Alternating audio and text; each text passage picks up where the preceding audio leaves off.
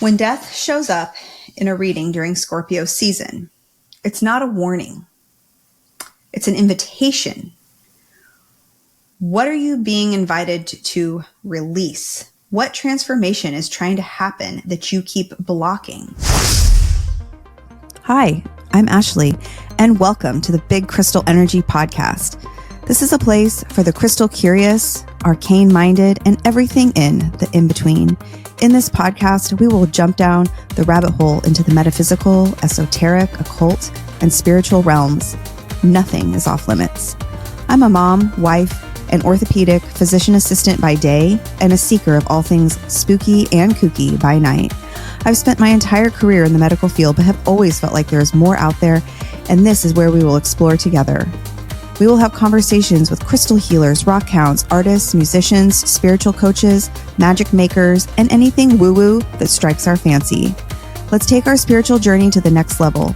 So grab a crystal, pour a cup of tea. It's time to feel the big crystal energy. Well, hello there, my little ghouls. Welcome to Big Crystal Energy. I'm Ashleigh, also known as the Vampiress. Ashleigh, if you're watching on YouTube, you will see that I have these amazing red contacts, my vampire contacts, because I am leaving for New Orleans at 5 a.m. tomorrow. And as I record this, it is Halloween. And I am having an extremely busy day. I am doing all the things, packing for New Orleans. I am attending a vampire ball with one of my best friends from college, Sarah. We are going to the vampire ball tomorrow night. We are going to the Anne Rice celebration of life tomorrow. We are doing so many cool things while we are in New Orleans. So I cannot wait. I cannot wait to share this trip with you all. Sarah and I are going to record a very special episode from our travels. So stay tuned for that because that will be coming up in a couple weeks. Well, actually, let's see. So my episode that I'm recording now is going to release. So this episode is releasing on, let's see, November 7th, Friday. The following Friday, next Friday, will be my Vampire Ball episode with Sarah. So I'm very excited to share with you all of our spooky vampiric experiences. It's been so fun packing today, I have to tell you. I hate packing. It's like childhood trauma reimagined. Every time I pack, it just reminds me of like growing up.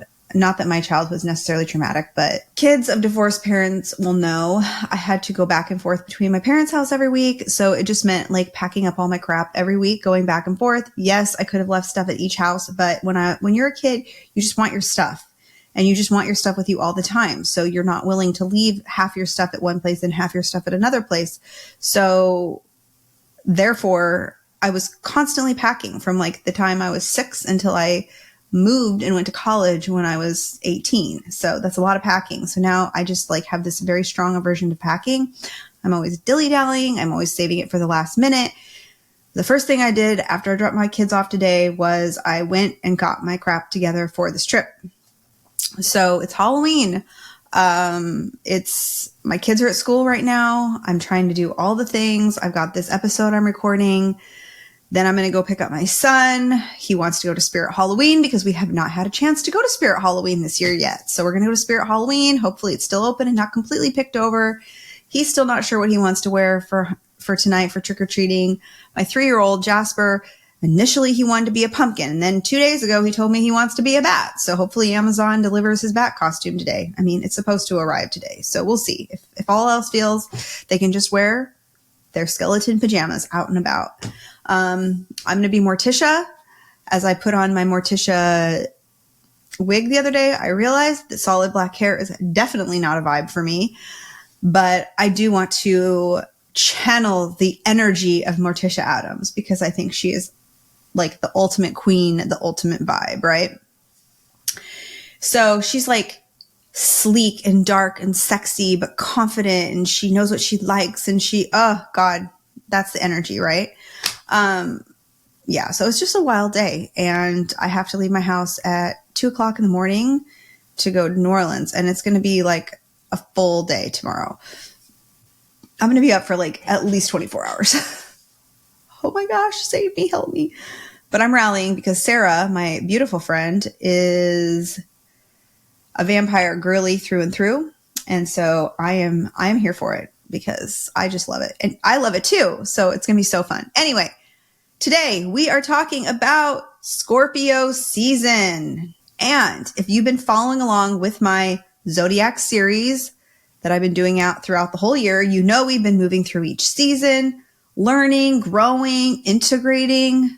But Scorpio is different. This isn't the sign of balance like Libra or refinement like Virgo. Scorpio is the sign of the underworld, of transformation through destruction, of facing what we'd rather keep hidden. And honestly, that's what makes it so powerful. Today, we are going deep. I mean, deep into Scorpio season. We'll explore the 3 evolutionary stages of Scorpio energy, the crystals that support this intense transformation, the mythology that shadows us the way through, and yes, shadow work, real shadow work, which of course is my favorite. This episode is for anyone who has Scorpio placements, anyone currently in Scorpio season, feeling that pull towards transformation, or anyone ready to understand why the sign makes people so uncomfortable.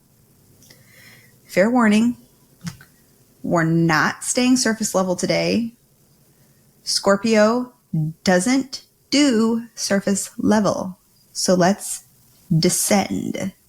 Oh, but wait, you guys, wait. Before we descend, holy shit, you guys, Big Crystal Energy just hit 10,000 downloads. I just need to say thank you guys so much. And I just want to share a little bit of the story. If you don't follow me on social media, maybe you haven't seen this. If you do follow me, maybe you have seen this. But my goal in 2025 was to get to 10,000 downloads. I mean, 20,000 would be amazing. And I still have time. It's not the end of the year. But my goal was to get to 10,000 downloads. And I was like, oh my gosh, I think I'm going to hit my goal by Halloween. That would be so perfect because Halloween, it's the witch's new year. It's the perfect moment. And so yesterday it was getting closer and closer, and I was posting on my social media, if anyone could download any episodes, that would be amazing. That would be so helpful.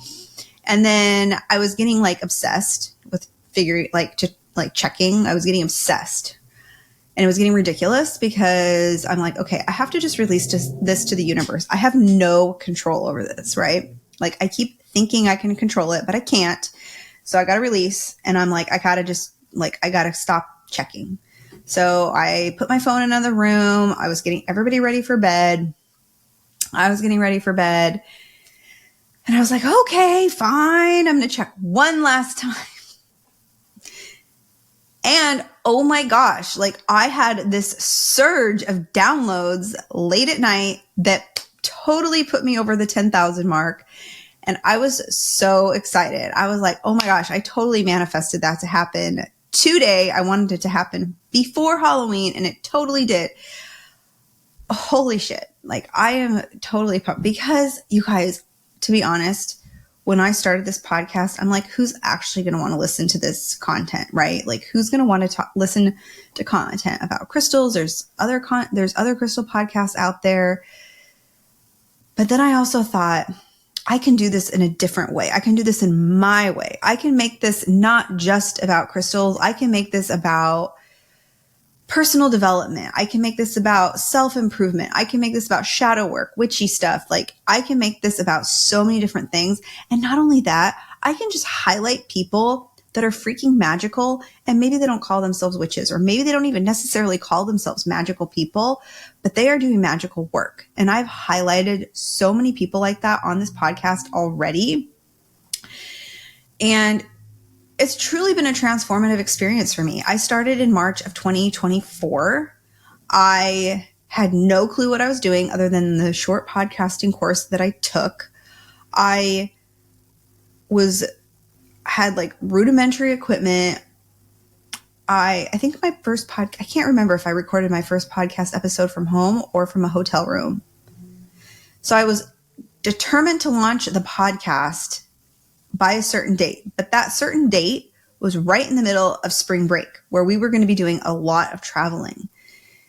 And so I was like, I am not going to let this be an excuse. I am going to launch this dang podcast. And if that means having to haul all my equipment, I am going to do it. So my first episode I'm pretty sure it was recorded in a hotel room. My second podcast episode was recorded in the closet of an Airbnb in Savannah, Georgia. And it has gone from there. It's really been such a transformative journey for me. It's been so cool connecting with so many interesting people, not only through the podcast, but also through Facebook, Instagram. I don't really use TikTok, guys. I know I'm behind the times. I only have bandwidth for so much, but I have connected with so many people from around the world, which is what I think is so awesome. There are people that I feel like are just like me, that are interested in the same things as me in South Africa, South America, Asia, Iceland, Canada. I mean, the list goes on and on. At this point, I'm up to listeners in 50 plus countries, over 1,000 plus cities around the world. That is mind blowing. To think about the fact that my podcast is being listened to by people that are in some little country in Norway or some little country some little city in China or whatever. I mean, it's just like, wow, that's so cool. Like, how do those people even find my podcast? And the fact that my interests align with their interests, and that's like universal throughout the world, it blows my mind. Okay, so I'm getting long-winded here. Anyway, I just have to say thank you, because this is not possible without all of you. You guys are the ones that are listening to all of my ramblings. You guys are the ones that are giving me feedback on all of my ramblings, and I just like to ramble. This podcast is truly the joy of my life, aside from my family and my children, etc., and traveling. But I mean, this is such a personal endeavor for me. And I honestly feel like I'm just getting started. We are just getting started. I have so many ideas, so many visions. If you listen to my Samhain, Witches New Year episode that released on Halloween, you will know that I talked a lot about my vision for the coming year. So anyway, let's get into Scorpio season before I ramble your ears off and you just want to hit stop before I've even started. So let's talk about the Scorpio archetype. Now, once again, you guys, I am not an authority on any of this. I had to do my research to put this episode together. Okay. I did not know really any of this material before I did my research and I put the podcast episode into the way that it is. But I think it's really cool how I formatted it, and I hope you enjoy it, because I'm trying some different things within the podcast. I'm trying to format episodes a little bit different just to make them like a little bit more fluid and more enjoyable to listen to overall. But you guys let me know what you think. So the Scorpio archetype, we want to start with the basics. Scorpio runs from October 23rd through November 21st. Its element is water, but not gentle water. Think deep ocean trenches, underground rivers, stagnant pools that breed new life. This is water with depth, and Scorpio is all about depth. Scorpio is a fixed sign, which means it's stubborn, committed, all or nothing. When Scorpio decides something, it doesn't waver. And it's ruled by two planets, Mars traditionally and Pluto in modern astrology. That's warrior energy meeting underworld energy. Action meeting transformation. Scorpio rules the 8th house in astrology, the house of death, sex, shared resources, transformation, the occult, and secrets. And right there, you can see why this sign makes people uncomfortable. Here's the thing most astrology content won't tell you. Scorpio energy is uncomfortable because it demands truth. Not your curated truth, not your spiritual bypassing truth, your raw, hidden, I'd rather die than admit this truth. And that's why I wanted to lead this episode telling you my truth about my obsessive checking of podcast downloads. Because we're in Scorpio season and that energy of like needing to know was coming to the surface. So Scorpio rules the 8th house, like I said, the house of death and yes, but also sex, power, shared resources, inheritance, and the occult. And these are considered taboo topics. The things we don't discuss at dinner parties or the dinner table. And Scorpio sits right in the middle of them, staring at us, asking, what are you afraid to look at? What makes Scorpio unique is that it's the only sign with 3 symbols, 3 evolutionary stages.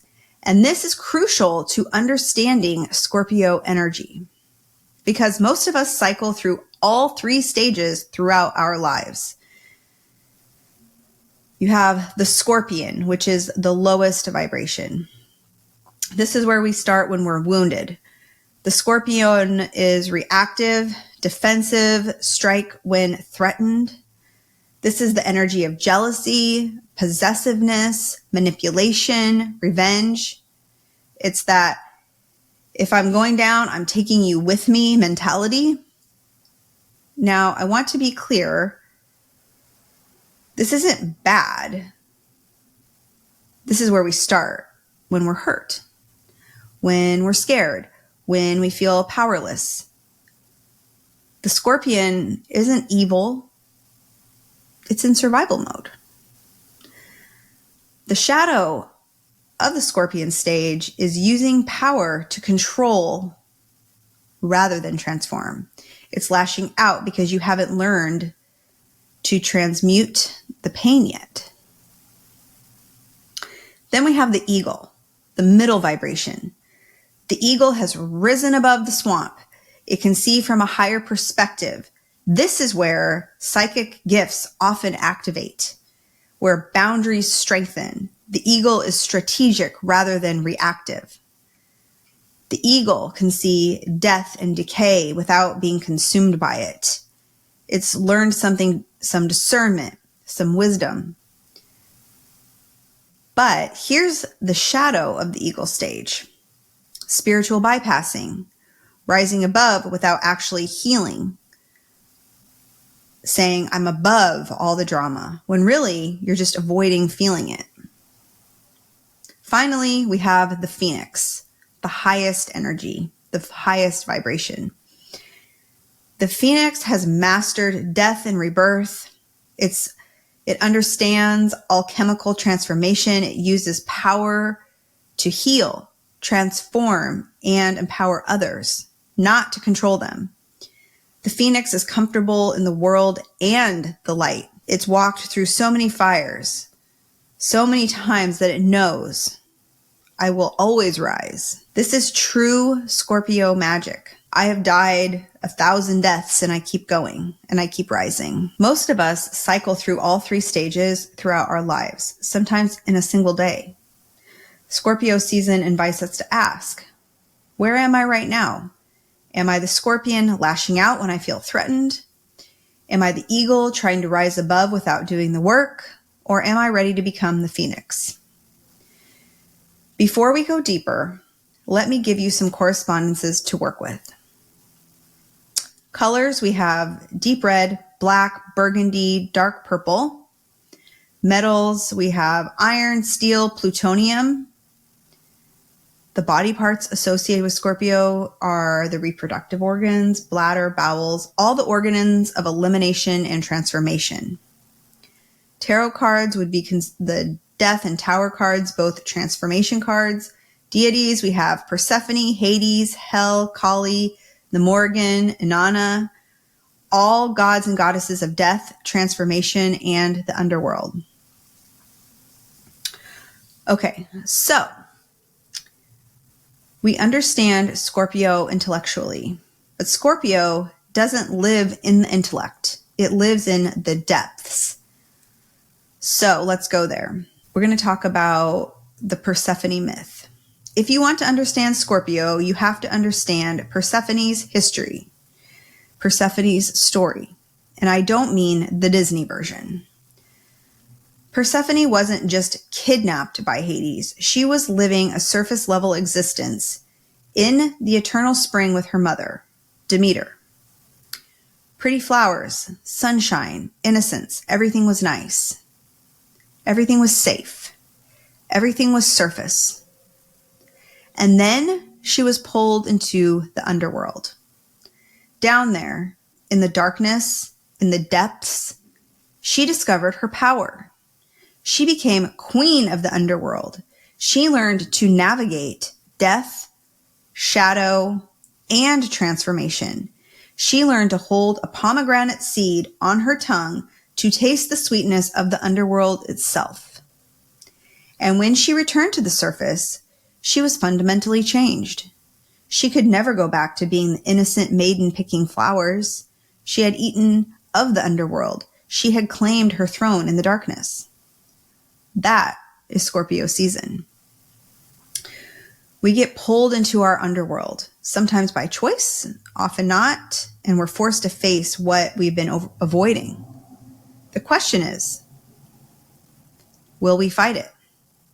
Will we try to cling to our surface level spring existence? Or will we become queens and kings of our own underworld? Now we're going to go into some Scorpio shadow work questions. These aren't light journal prompts. These are the questions Scorpio demands we ask. So grab your journal, sit with these, and don't rush your answers. Scorpio work takes time. Question 1. What part of myself have I been trying to kill instead of transform? Think about it. What aspect of yourself do you hate? Your anger, your desire, your neediness, your jealousy. What if that part of you isn't the problem?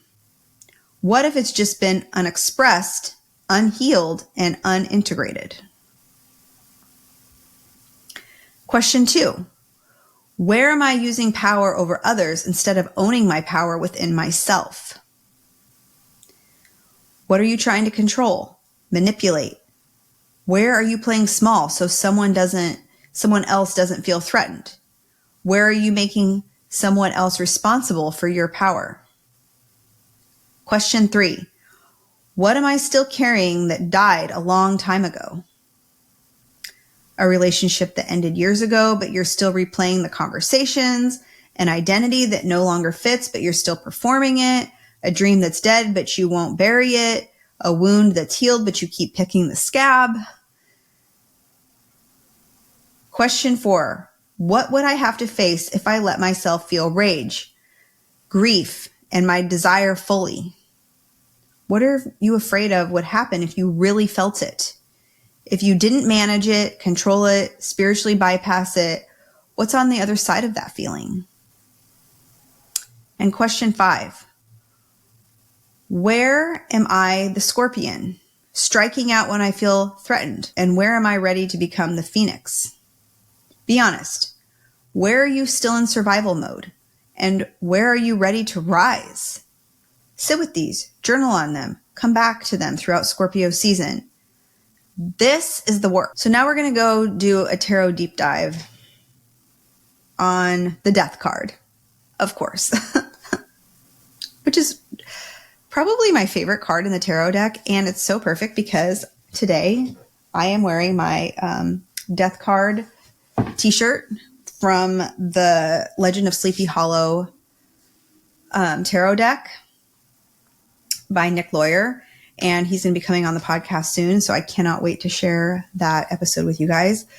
But let me see. I stood up, but then it wasn't a good. So here's the death card. You guys know I've shared with you that I recently got the death card tarot tattoo on my leg based on this particular card, this Headless Horseman theme. So I just love this card because it is the most misunderstood card in the entire deck, I think. That and the Tower. Death doesn't mean physical death. It means transformation. It means something must die so something new can be born. And that is like the heart of my journey lately. The heart of my journey. I feel like it really got catapulted after I went to Salem and I met some of the women in that retreat, and they called me out on some bullshit. And I really was able to see some areas that I needed to let die in order to transform. And now that I'm embracing all of this, fully stepping into the person that I am, it feels so liberating, and that transformation is so freaking powerful. But we resist this. We resist this death. We resist the transformation. We cling to the corpse of what was, trying to resurrect it, prop it up, make it work again. And death is saying, let it rot. Let it compost. Let it become soil for what's next, right? I think about a lot of the composting process when it comes to Scorpio season and letting something die so that something new can be born, using that dead material to create something new and beautiful. It's such a beautiful analogy for this season. When death shows up in a reading during Scorpio season, it's not a warning. It's an invitation. What are you being invited to release? What transformation is trying to happen that you keep blocking? In the Modern Witch Tarot deck, which I'm going to pull out, the death card shows a skeleton, but there's a white rose and a symbol of purity and new beginnings. There's a sun rising in the background. Death isn't the end. It's the transition. And here's the secret about death and Scorpio energy. The thing you're most afraid to lose, that's exactly what you need to release to become who you're meant to be. The job that's killing your soul, your identity as the responsible one, the people pleaser, the relationship that ended but won't let you go, the version of yourself that everyone expects you to be. Death says, let it die and trust what wants to be born. Give me a moment. I want to pull up the death card in this deck that I have in front of me. Okay. There it is. The skeleton riding the white horse with the white flower. This symbol of, someone is, you see in the card, you see there's someone like dead on the ground. There's people that are sad, they're in mourning, but then you have this beautiful flower that's on the flag, the transformation, the rising. Thank you for bearing with me through that.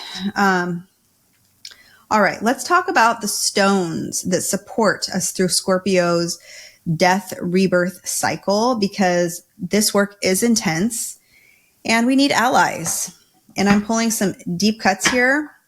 Stones you might not automatically associate with Scorpio, but they carry this transformative fire in ways that will surprise you. For the descent, the Scorpion stage, for grounding and protection, we have Jet. Jet, I've done a whole Crystal Library episode about Jet, but just to summarize here, Jet is fossilized wood that's been under pressure for millions of years. Talk about transformation, like the ultimate transformation, right?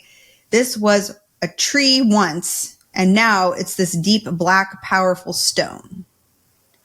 Jet was used extensively in Victorian mourning jewelry. It was literally used to honor death, and it also absorbs negative energy like a psychic sponge. The Scorpio connection here is powerful. It's saying, I've been through pressure that would destroy others, and look what I became. Using Jet during shadow work, sessions. Place it on your solar plexus when you're processing grief. Wear it when you need protection during deep emotional work. Fun fact, Romans burned jet to protect against curses, which is very Scorpio energy. Next up, we have black kyanite. I call this the shadow surgeon stone. Black kyanite doesn't mess around. It cuts through bullshit and gets to the truth. It doesn't just ground you, it severs energetic cords. And during Scorpio season, when we're learning what needs to die, black kyanite is perfect for when you need to cut ties with what's dead relationships, dead patterns, dead versions of yourself. The Scorpio lesson here, sometimes love means letting go. Sometimes healing means saying goodbye. Next, we have an Apache tear. This is a form of obsidian, but it's specifically for grief. The legend says that Apache women wept as warriors fell in battle, and their tears turned to stone. Apache tears hold the medicine of it's okay to grieve what you're losing. Because here's what people forget about transformation. Even when something needs to die, even when it's right to let it go, you're still allowed to be sad about it. Use this stone when you know something needs to die, but you're sad about it. That's allowed. That's human. Okay, so for the transformation eagle stage, for psychic activation and emotional alchemy, we have malachite. Malachite is the green phoenix stone. It's copper-based, and if you look closely at it, you can see literally transformation in its bands, rings of color showing its own journey. Ancient Egyptians used malachite for rebirth rituals, and here's what you need to know. Malachite pulls buried emotions up and out, sometimes violently. I'm giving you a full warning right now. Do not wear malachite casually during Scorpio season unless you're ready to feel all of the feelings. This stone doesn't let you bypass. It doesn't let you intellectualize. It makes you feel. The Scorpio magic here. What you resist persists. What you feel heals. If you work with malachite, pair it with rose quartz so you have some self-compassion during the emotional purge.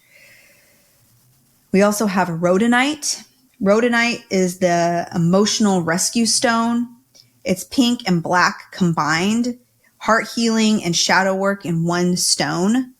This stone helps you forgive yourself for the scorpion stage behavior, the lashing out, the jealousy, the control attempts, the manipulation.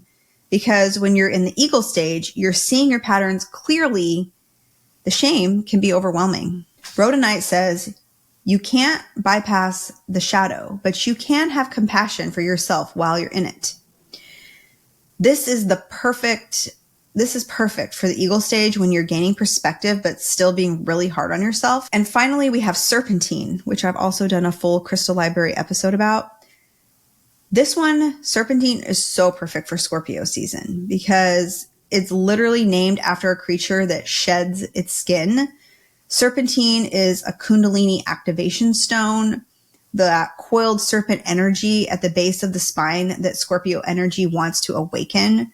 It's an ancient shamanic stone used for accessing hidden realms. During Scorpio season, meditate with serpentine on your root chakra and ask, what am I ready to shed?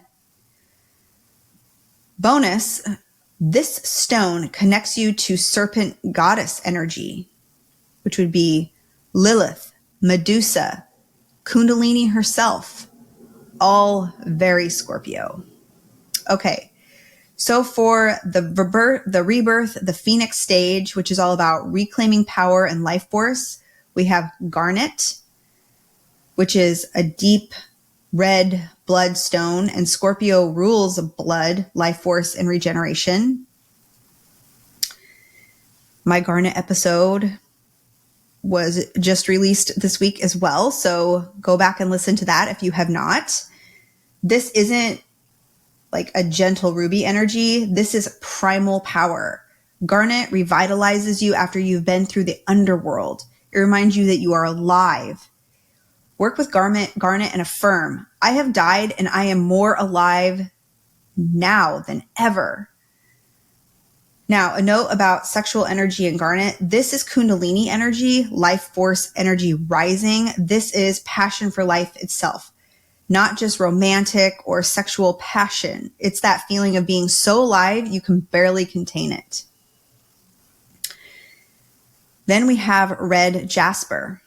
Red jasper is the stamina stone for when transformation is exhausting, because it is. All this death, rebirth work is very tiring. Red jasper grounds you back into your body after all that psychic and emotional work. Ancient warriors carried it with the intention of, I will survive this battle.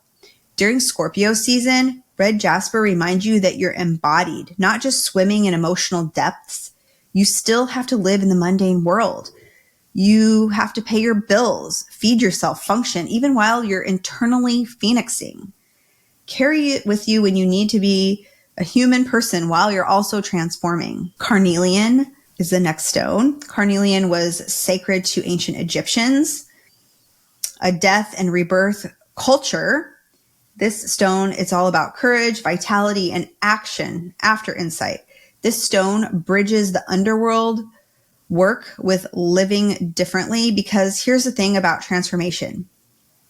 You can't stay in the cocoon forever. At some point, you have to fly. Carnelian is the phoenix stone. It asks, now that I've transformed, how do I live as this new version of myself? This is Scorpio integration, taking everything that you've learned in the darkness and bringing it into the light. Then we have ruby in zoisite, or ruby in fuchsite. This stone combines red and green, root chakra and heart chakra together. It's Scorpio's power, which is ruby, with heart healing, which are green stones. The medicine here is profound. It can be powerful and loving. I can transform and stay open-hearted. This is for evolved Scorpios who've learned that real power doesn't require closing your heart. You can be sovereign and soft. You can be fierce and loving. Okay, we have a wild card too. Moldavite. Okay, I have to mention this one, even though it's intense and it's definitely not for everyone. And I've also done an episode on Moldavite. Moldavite is a tektite formed when a meteorite hit Earth millions of years ago. It's literally cosmic destruction and transformation made stone. Moldavite is known for rapid, sometimes violent change. People talk about the Moldavite flush, getting dizzy, overwhelmed, having their entire life fall apart after working with it. Why is it Scorpio? Because it's the Tower card in crystal form. Everything that's false gets destroyed when you work with Moldavite. My take, only work with Moldavite during Scorpio season if you're ready for accelerated transformation. If you use it, pair it with hematite or red jasper for grounding, because this stone does not mess around. But honestly, most of us don't need Moldavite. Scorpio season is intense enough on its own. The other stones I've shared will support you beautifully without giving you an existential crisis. So we have a crystal ritual, the 3-stage transformation. Here's a ritual that mirrors Scorpio's evolutionary journey. This is the work, friends. So what you'll need, the Scorpion stage stone, which would be black kyanite for cutting what's dead. The Eagle stage stone, malachite or serpentine for transformation and shedding. The Phoenix stage stone, garnet or carnelian for rebirth and power. You'll need 2 candles, 1 black, 1 red. Your journal. Optional, you can have a small item representing what you're releasing, a photo, an object, a written word, whatever it may be.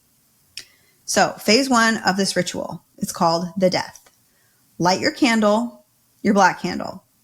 Hold the black kyanite in your hands. Say aloud, I name what is dying. And then say what that is. Be specific. A relationship, a belief system, a version of yourself, a wound that you've been carrying. Journal, what am I afraid will happen if I let this die? Place the kyanite on your root chakra and lie down for 5 minutes. Feel the energetic cords being cut.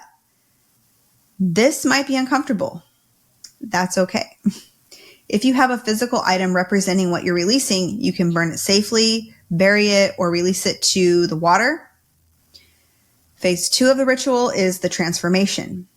Now, both candles are burning. Hold your transformation stone, which would be malachite or serpentine.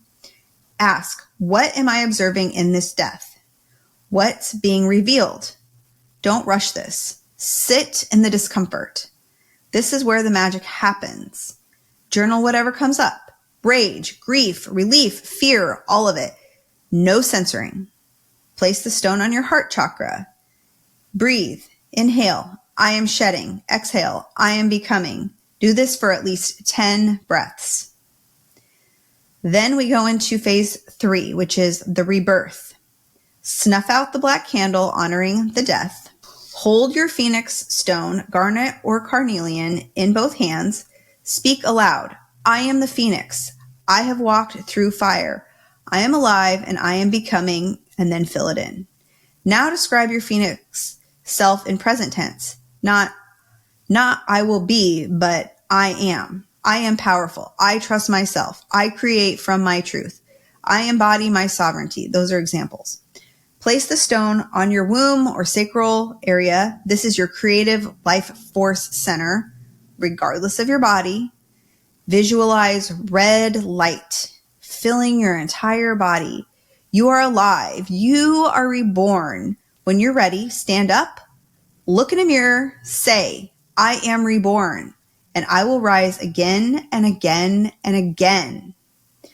After the ritual, keep all 3 stones on your altar through Scorpio season. Return to them when you feel yourself sliding back into old patterns. The black kyanite reminds you, that's dead, let it stay dead. The malachite or serpentine remind you, transformation is uncomfortable, keep going. The garnet or carnelian remind you, you are alive and you are powerful. You are free. This isn't a one and done spell. Scorpio transformation is a process. Honor that. If you really want to get witchy with it, here are some power combinations. For shadow work without drowning, malachite pulls it up, plus rose quartz holds you in compassion, plus hematite keeps you grounded. For cutting cords with love, you have black kyanite, which severs, plus rhodonite, which forgives, plus carnelian, which moves forward. For kundalini activation safely, serpentine awakens, plus red jasper grounds, plus amethyst protects. For grief that needs to move, you have Apache tear that honors pain. Garnet reminds you that you're alive. And clear quartz amplifies healing in general. For becoming the phoenix, jet honors what was. Plus ruby and zoisite integrates heart and power. Plus carnelian ignites new life. So who were the witches, mystics, and magical people born under Scorpio sign? Let me introduce you to your people. Okay, this is a fun section of the podcast. We have Rachel True. Rachel True played Rochelle in The Craft, and honestly, that role was peak Scorpio season energy. She was the truth teller, the boundary setter, the one who saw through bullshit. But beyond acting, Rachel is a tarot reader and author. She wrote True Heart Intuitive Tarot, which is a gorgeous deck and book. She embodies that Scorpio, I see your bullshit and I'm calling it out energy. There's a quote attributed to her that's so Scorpio. The shadow isn't the enemy. Pretending it doesn't exist is. She also has a podcast with Matt Oren called the Circle Is podcast, which I highly recommend. We also have Dion Fortune, who was born on December 6, 1890. Dion Fortune was a British occultist and literally wrote the book on psychic protection, which is called Psychic Self-Defense. Very Scorpio to write the manual on protecting yourself from dark forces, I mean. We also have Carl Sagan. He was born on November 9th, 1934. Now, Carl Sagan isn't traditionally witchy, but he's deeply Scorpio. He bridged science and mysticism with that famous quote, "We are made of star stuff." He was unafraid to ask the big death-related questions. What happens when we die? Are we alone in the universe? What's our place in the cosmos? These are Scorpio questions. Existential, transformative, deep. He reminded us that transformation happens on cosmic scales. Stars have to die for new ones to be born. All very Scorpio. Aleister Crowley. He was born October 12th, 1875. Okay. Crowley is controversial, I know, but you can't talk about Scorpio occultists without mentioning him. Do what thou wilt shall be the whole of the law. That's very Scorpio sovereignty energy. He pushed boundaries, explored taboos, transformed Western occultism completely. He embodied both the Scorpion stage, manipulation, ego, and the Phoenix stage, transformation, magical innovation. He's a perfect example of how Scorpions cycle through all the stages. Then we have Grace Slick, born on October 30th, 1939. Grace Slick from Jefferson Airplane, which is the band that wrote the song White Rabbit, she is Scorpio incarnate. Go ask Alice when she's 10 feet tall. She used music to explore consciousness, death, rebirth, and altered states. She was unafraid of her power, unafraid of her darkness, unapologetically herself, which is very Phoenix energy. What do all these Scorpios share? They weren't afraid to look at what others wouldn't. They didn't perform niceness or spiritual bypassing. They went into the mystery and brought back medicine. They understood that real magic, real transformation requires going to the depths. They weren't surface level. They were deep. That's Scorpio energy. So how do we actually live this energy? Because it's one thing to talk about transformation. It's another thing to embody it. So here are some Scorpio season practices. Shadow work journaling, daily practice. What am I avoiding today? Weekly practice. Pick one of those 5 shadow questions I shared earlier in the monthly practice. During the full moon, usually in Taurus during Scorpio season, review what transformed. You could also do energy work. This is the best time for Kundalini practices if you're into that. Root chakra to crown chakra activation work. Notice where is energy stuck in your body. That's where transformation wants to happen. Your throat, your heart, your hips, pay attention. Scorpio season overlaps with Samhain and the Day of the Dead. This is not a coincidence. The veil is thin during Scorpio season. Set up an ancestor altar, make offerings, ask your ancestors for guidance through your transformation. They've walked through death. They know the way. What's dying in your life right now? Can you be a doula to that death? Can you midwife it with compassion? Hold space for the grief without rushing to the lesson or the silver lining. Just let something die fully, completely. Where do you give your power away? Where do you try to take power from others? Where do you own your own sovereign power? Scorpio wants you sovereign, not controlling others, sovereign within yourself. So some final journal prompts for Scorpio season. Number 1, if I was afraid, what would I transform right now? Number 2, what does my Phoenix self look like, feel like, do? Number 3, what am I willing to let die so I can be reborn? Number 4, where am I confusing comfort with safety? Number 5, how can I use my power to heal instead of control? Before we close, I want to leave you with 3 core truths about Scorpio energy. because you can forget the crystals, you can skip the rituals, but if you understand these 3 things, you understand Scorpio. Truth 1, transformation requires death. And I don't mean metaphorical, oh, things are changing death. I mean actual death of who you were, what you believed, how you operated. Scorpio doesn't do gentle. It does controlled burns. It does composting. It says, this version of you, it served you, honor it, thank it, and let it die.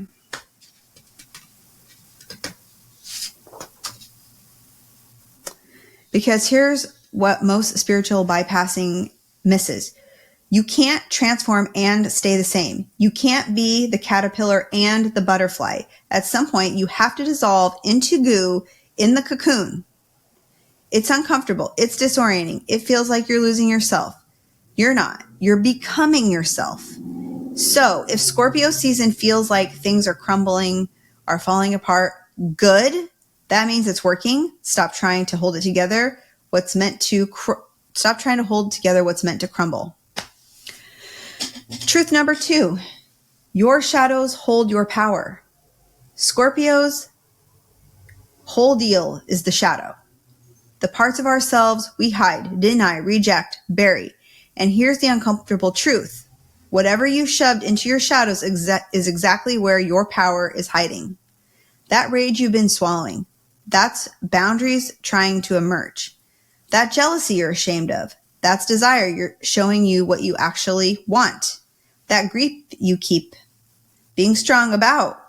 That's love that needs to be honored. That darkness you're terrified of. That's depth you haven't let yourself access. Scorpio doesn't ask you to become your shadow. It asks you to integrate it, to stop pretending you're only light and love, to admit, yeah, I have rage. Yeah, I have desire. Yeah, I'm messy and complicated. And sometimes I want to revenge. And sometimes I'm pretty. And sometimes I'm jealous. That sounds like me any given day. And then this is the magic.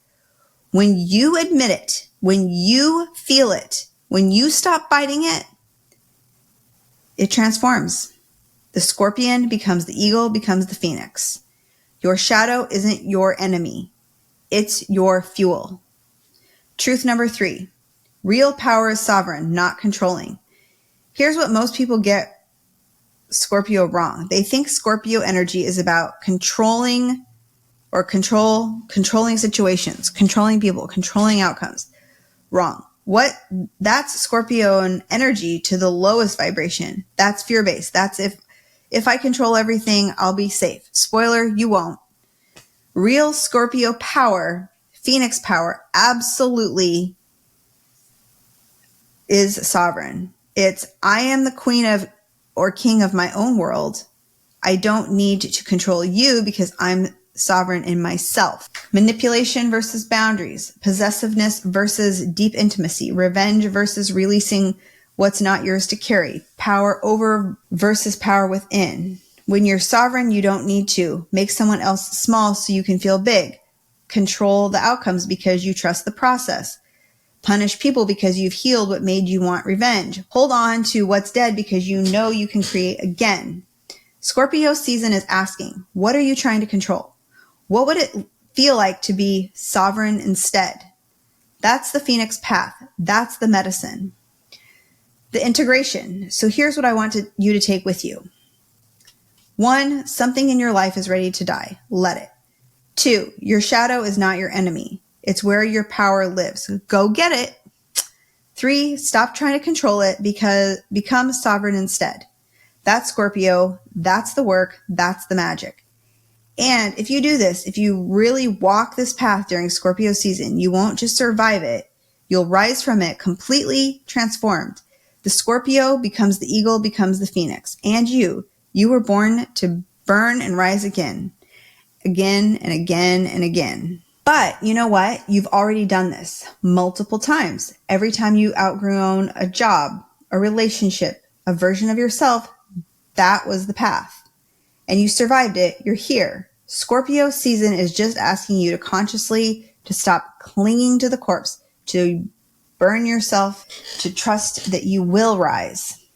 The scorpion thinks, If I lose this, I'll die. The eagle thinks if I rise above this, I'll be safe. But the phoenix knows I have to die to be reborn, and I will rise again and again and again. So as we move through Scorpio season, I invite you, don't resist the descent.